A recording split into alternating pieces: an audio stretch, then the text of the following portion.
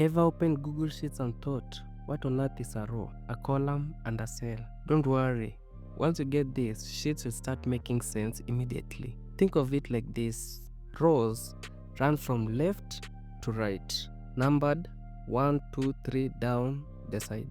Columns go up and down, labeled A, B, C, D as you see here, across the top. Now, where they cross, that's a cell. Where column and rows cross, that's a cell here, and each cell has its own unique name called address. So where the column and the row meet, they make a cell, and in this cell we call it an address. For example, the first cell in the top left corner is A1, which is A, column A, row 1. Make it cell A1.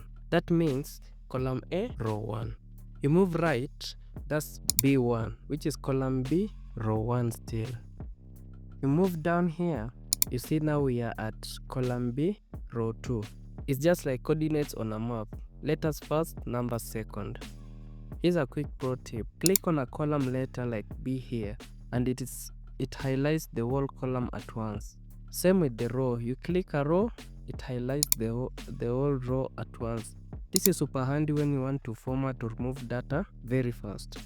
So now you know how rows, columns, and cells work and how to select them smarter. Tomorrow, stick around, we'll still have a brand new video on Google Sheets at the same time. And here's the deal, I always drop a little pro tip at the end of each video. So stick around to the finish next time too. And of course, hit subscribe so you don't miss it. Bye for now.